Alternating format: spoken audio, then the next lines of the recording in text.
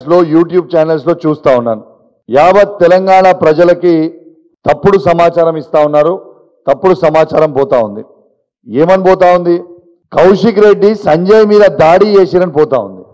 First నేను clarity ఇవ్వదలుచుకున్నా. Sanjay నా మీద దాడి చేసిన తప్పితే నేను సంజయ్ మీద దాడి చెయ్యలేదు.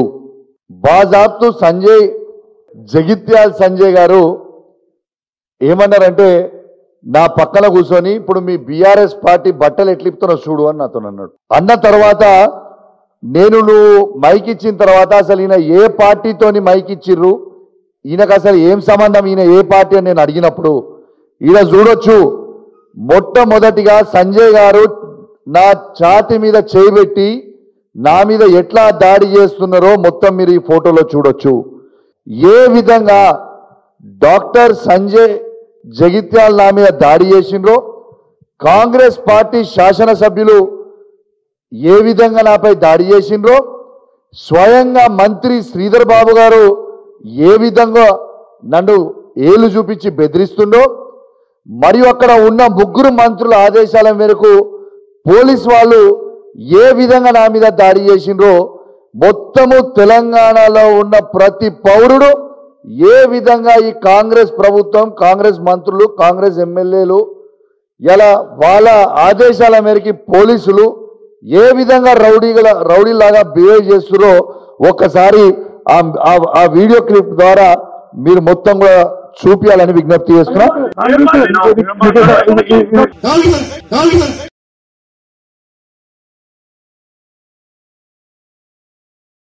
మీరు క్లియర్ గా చూడొచ్చు ఏ విధంగా సంజయ్ గారు అక్కడ నొక్కుతుండ్రు.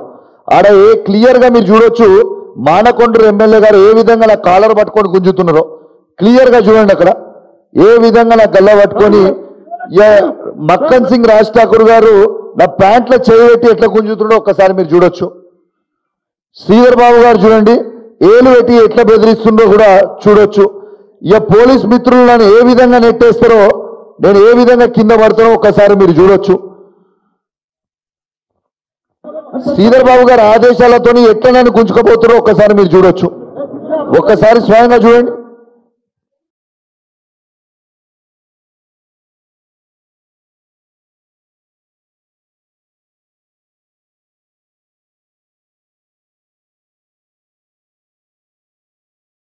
ఇవాళ నేను అడిగిన తప్పేముంది? ఫస్ట్ ఆఫ్ ఆల్ ఆ రివ్యూ మీటింగ్కి ఒక బాధ్యత కలిగిన శాసనసభ్యునిగా నేను ఆడికి పోయిందేదో ఉట్టిగా కూడా వాకిన్ కాలేదు. కలెక్టర్ గారు ఆదేశాల మేరకు డిఆర్ఓ గారు ఫోన్ చేసి మీరు ఖచ్చితంగా ఈ రివ్యూ మీటింగ్ అటెండ్ కావాలని చెప్పి మమ్మల్ని పిలిస్తే మేము పోయినాం.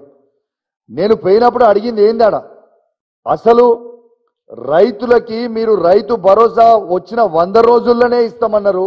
కేసీఆర్ గారు కేవలం మీకు 10,000 రూపాయలు బిచ్చమేసినట్టు ఇస్తా ఉన్నారు. నేను 15,000 ఇస్తా అని చెప్పి రేవంత్ రెడ్డి గారు వారి 6 గ్యారెంటీలో పెట్టిర్రు. మీరు 1 రూపాయి మీరు ప్రభుత్వానికి వచ్చి సంవత్సరం 2 నెలలు అవుతుంది, కానీ మీరు 1 రూపాయి కూడా మీరు ఇప్పటిదాకా రైతు అకౌంట్లో డబ్బులు వేయలేదు అని నేను అడిగింది ఏమన్నా తప్పుందా? అలా రెండోది ఏమడిగినా, అసెంబ్లీ సాక్షిగా రేవంత్ రెడ్డి గారు మేము 100% రుణమాఫీ చేసినామని చెప్తా ఉన్నాడు. రుణమాఫీ చెయ్యలేదు. కేవలం నా హుజురాబాద్ నియోజకవర్గంలో 106 గ్రామ పంచాయతీలు 60 వార్డులు ఉంటాయి. ఈ 106 గ్రామ పంచాయతీలో రైతులకి కేవలం 50% మాత్రమే రుణమాఫీ అయింది. ఇంకా 50% రుణమాఫీ కాలేదు. మమ్మల్ని కిందికి పోతే రైతులు అడుగుతా ఉన్నారు, రైతు బంధు రైతు భరోసా వేస్తామన్నాడు, వేయలేదు. రైతు రుణమాఫీ చేయలేదు. మరి 2 ఖచ్చితంగా చేయండి అని నేను మా హుజురాబాద్ నియోజకవర్గ రైతాంగాన్ని పక్షాన మరియు ఉమ్మడి కరీంనగర్ జిల్లా రైతుల పక్షాన, తెలంగాణ రైతుల పక్షాన నేను అడిగింది ఏమైనా తప్పుందా? ఇలా నేను